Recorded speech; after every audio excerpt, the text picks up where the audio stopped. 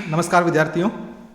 आज हम भौतिक भूगोल के अंतर्गत पृथ्वी का आकार, आकृति इसके बारे में पढ़ेंगे कि पृथ्वी का आकार किस प्रकार का है और आकृति कैसी है। पृथ्वी का आकार एवं आकृति, चूँकि मानव एक चिंतनशील प्राणी है और वह प्राचीन काल से ही अपने पर्यावरण, पृथ्वी और आकाश आदि के ओर समीप रहा है, इसलिए उसने इनके बारे में जानने का भी प्रयास किया है। प्राचीन काल में पृथ्वी को ब्रह्मांड के केंद्र में माना जाता था, अर्थात पृथ्वी केंद्रित ब्रह्मांड माना जाता है। अर्थात इससे यह पता चलता है कि शुरुआत के अंतर्गत ये माना जाता था कि पृथ्वी जो है वो ब्रह्मांड के केंद्र में है और संपूर्ण ब्रह्मांड उसके चारों ओर फैला हुआ है, अर्थात पृथ्वी ब्रह्मांड के केंद्र में स्थित है तथा उस समय पृथ्वी को स्थिर, चपटा या तस्वीरनुमा बताया गया। इस संबंध में भारतीय ग्रंथों में भी, जैसे वेद, आर्यभट्टीय आदि में पृथ्वी को गोलाकार माना गया है। महान भारतीय खगोलविद आर्यभट्ट ने पृथ्वी को गेंद की तरह गोल तथा अपने अक्ष पर पश्चिम से पूर्व दिशा में भ्रमण करती बताया है। उन्होंने बताया कि इस कारण दिन रात का निर्माण होता है। जैसा कि आप सभी को पता है कि पृथ्वी का जो दिन रात का जो निर्माण होता है वो पृथ्वी की जो परिभ्रमण गति है या घूर्णन गति है, उसके कारण जो है दिन रात का निर्माण होता है। क्योंकि जो भाग सूर्य के सामने होता है वहाँ पर दिन, और इसके विपरीत जो भाग होता है जहाँ अंधकार होता है वो जो है रात वाला भाग होता है। अर्थात दिन और रात का जो निर्माण होता है वो पृथ्वी की घूर्णन गति के कारण होता है। आर्यभट्ट भास्कराचार्य द्वितीय ने सूर्य और चंद्र ग्रहण गुरुत्वाकर्षण के बारे में वैज्ञानिक तथ्य प्रस्तुत किए थे। तो जो हमारे प्राचीन जो विद्वान थे, जिनमें आर्यभट्ट और भास्कराचार्य द्वितीय ने, उन्होंने चंद्र ग्रहण, सूर्य ग्रहण इनके बारे में उन्होंने वैज्ञानिक रूप से तथ्य प्रस्तुत किए थे, जिसका ज्ञान यूरोपीय लोगों को 15वीं से 16वीं शताब्दी में जाकर हुआ। हालांकि यूरोपीय विद्वानों में पाइथागोरस और अरस्तु ने भी पृथ्वी को गोलाकार बताया था। इन दोनों विद्वानों ने भी पृथ्वी को क्या माना था? गोलाकार माना था। 16वीं शताब्दी में दूरबीन के आविष्कार के बाद कोपरनिकस व गैलीलियो नामक खगोल वैज्ञानिकों ने सूर्य को सौर मंडल के केंद्र में होना बताया। अब जो है दूसरी विचारधारा का विकास हुआ। इसके अंतर्गत ये माना गया कि सूर्य सौर मंडल के केंद्र में स्थित है और सभी ग्रह और उपग्रह जो हैं वो सूर्य के चारों ओर चक्कर लगा रहे हैं। पृथ्वी तथा अन्य सभी आकाशीय पिंडों को गोल बताया। उन्होंने बताया कि सभी ग्रह अपने अक्ष पर घूर्णन और सूर्य के चारों ओर पश्चिम से पूर्व दिशा में परिक्रमा कर रहे हैं। पृथ्वी के गोल होने को हम कई वैज्ञानिक तथ्यों से भी जान सकते हैं। तो पृथ्वी का गोल होने के बारे में जो जानकारी मिलती है वो किन किन तथ्यों को आधार माना गया है। सबसे पहले, ग्रहण के समय हमेशा गोल छाया का उभरना, इससे सिद्ध होता है कि पृथ्वी का आकार कैसा है? गोल है। दूसरा, सभी आकाशीय पिंडों का विभिन्न कोणों से गोल दिखाई देना, इससे भी सिद्ध होता है कि पृथ्वी का आकार किस प्रकार का है? गोलाकार है।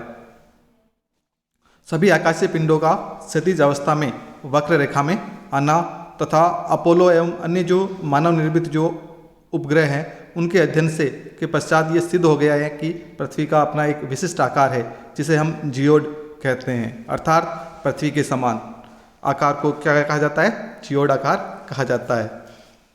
और पृथ्वी की जो आकृति है वो लगभग गोलाभ, ऑब्लेट स्पिरिड जो है, अर्थात उसकी आकृति लगभग गोलाभ के समान है। अर्थात ये कह सकते हैं अपन पृथ्वी का जो भूमध्य रेखीय व्यास है वो अधिक है और उसके तुलना में जो ध्रुवीय व्यास है वो थोड़ा कम है, अर्थात ध्रुवों से थोड़ी चपटी है। पृथ्वी की परिधि के बारे में 256 ईस्वी पूर्व में यूनानी विद्वान इरोटोस्थनीज ने बहुत ही सरल तरीके से वैज्ञानिक गणना करके बताया था। इसके अलावा अनेक भारतीय विद्वानों ने भी पृथ्वी की आयु, परिधि, व्यास, अर्धव्यास और आकार, आकृति आदि के बारे में बताया है, जो कि वर्तमान जो वैज्ञानिक गणनाएं हैं उसके बहुत समानता रखती है। इसके बारे में जानकारी बता दूं कि आपको कि इरोटोस्थनीज जो यूनानी विद्वान था उसने सबसे पहले जो है उसने ये जो दो कुओं को स्थानों को उन्होंने आधार माना था और उन दोनों स्थानों को आधार मानकर उन्होंने सूर्य के कोण के आधार पर जो है पृथ्वी की परिधि का उन्होंने निर्धारण किया था। और उसके द्वारा जो परिधि जो मापी गई थी वो उसने स्टेडिया के अंतर्गत उस समय जो प्रचलित दिखाई थी वो थी स्टेडिया, और स्टेडिया के अंतर्गत उन्होंने उस दूरी को माना है। और वो जो स्टेडिया में जो दूरी उन्होंने उस समय निकाली थी वो दूरी वर्तमान जो परिधि है उसके बहुत ही समीप है, अर्थात उससे बहुत अधिक समानता रखती है। पृथ्वी का भूमध्य रेखीय व्यास 12,757 किलोमीटर है और इसे हम मील में देखते हैं तो 7,927 मील है। जबकि जो ध्रुवीय व्यास है वो 12,714 किलोमीटर है अर्थात 7,900 मील है। यहाँ पर ये जो चित्र है इसके अंतर्गत जो है ये आपका पृथ्वी का जो है भूमध्य रेखीय व्यास, ये जो दूरी है वो 12,756 किलोमीटर है, 12,756 किलोमीटर है। और जबकि जो ध्रुवीय व्यास है वो है उत्तरी ध्रुव से दक्षिण ध्रुव तक। ये ध्रुवीय जो व्यास है पृथ्वी का, ध्रुवीय जो व्यास है वो है ध्रुवीय व्यास पृथ्वी का, ये उत्तरी ध्रुव से दक्षिण ध्रुव तक वो है 12,714 किलोमीटर। इन दोनों के बीच में लगभग जो है 43 किलोमीटर का जो है इसके अंतर्गत अंतर पाया जाता है। 42-43 किलोमीटर का इन दोनों में ध्रुवीय व्यास और जो भूमध्य रेखीय व्यास है उसमें 42 किलोमीटर का अंतर पाया जाता है। दूसरा है पृथ्वी की भूमध्य रेखीय परिधि 40,075 किलोमीटर अर्थात 24,900 मील है। पृथ्वी की जो भूमध्य रेखीय जो परिधि है वो 40,075 जो है किलोमीटर है। ये यहाँ पर पृथ्वी की अगर अपन भूमध्य रेखीय परिधि की बात करें तो ये जो परिधि है पृथ्वी के चारों ओर भूमध्य रेखा पर वो 40,075 जो है मानी गई है किलोमीटर। इसके अलावा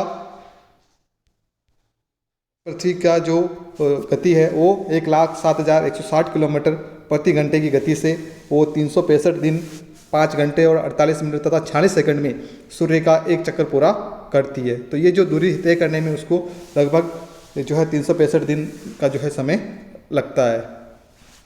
उसके अलावा पृथ्वी अपनी धुरी पर पश्चिम से पूर्व की ओर 1,610 किलोमीटर प्रति घंटे की गति से 23 घंटे और 56 मिनट और 4 सेकंड में एक चक्कर पूरा करती है। अर्थात ये पृथ्वी की जो घूर्णन गति है वो उसमें जो समय लगता है वो है 23 घंटे 56 मिनट और 4 सेकंड, जिसको हम एक दिन के रूप में 24 घंटे मानते हैं।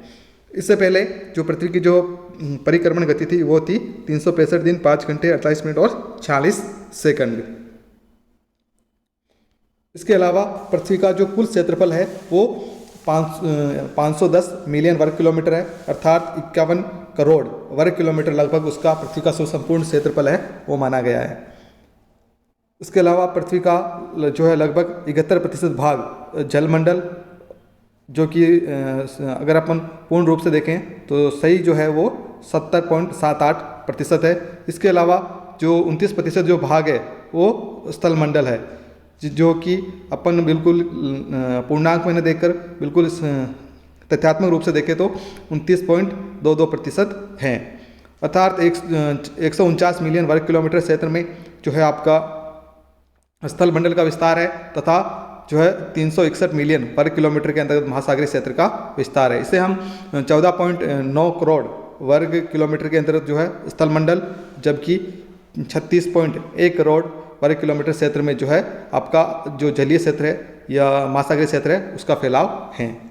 पृथ्वी का जो आयतन है वो 416 मिलियन क्यूबिक किलोमीटर है और पृथ्वी का जो औसत घनत्व है वो 5.175 ग्राम प्रति घन सेमी है। ये पृथ्वी का जो औसत घनत्व है वो जल को आधार मानकर, जल का घनत्व 1 माना गया है और उसके आधार पर जो है पृथ्वी का जो है औसत घनत्व निकाला गया है, जो कि 5.5175 ग्राम प्रति घन सेमी है।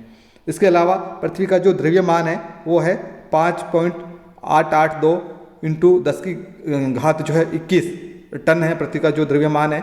और यहाँ पर थोड़ा गलत टाइप हो गया है, 10 की घात जो है 21 टन ये इसका पृथ्वी का जो है द्रव्यमान है। इसके अलावा पृथ्वी का जो भार है वो 6,600 खरब टन है। पृथ्वी के धरातल की जो वक्रता है वो 7.98 इंच प्रति मील है।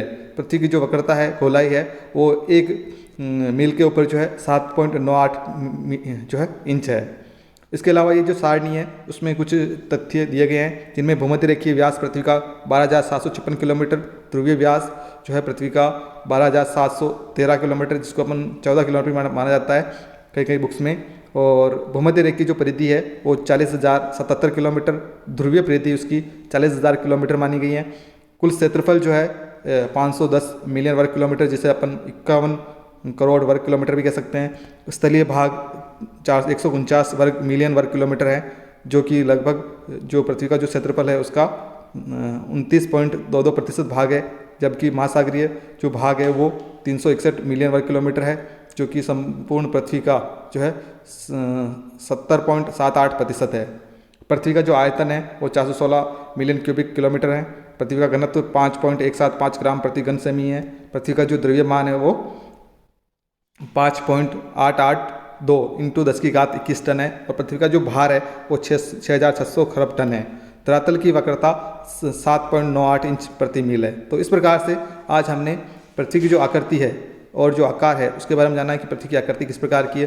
सामान्य भाषा में हम कहें तो पृथ्वी का जो आकार है वो जियोड है, और इसकी जो आकृति है वो कह सकते हैं हम ऑब्लेट स्फीयर, इसकी जो है आकृति मानी गई है, जिसे अपन कह सकते हैं लघुवक्ष गोलाभ। अर्थात जो पृथ्वी है वो भूमध्य रेखा पर इसकी जो लंबाई है तो ज़्यादा है, जबकि ये ध्रुव से चपटी है। धन्यवाद।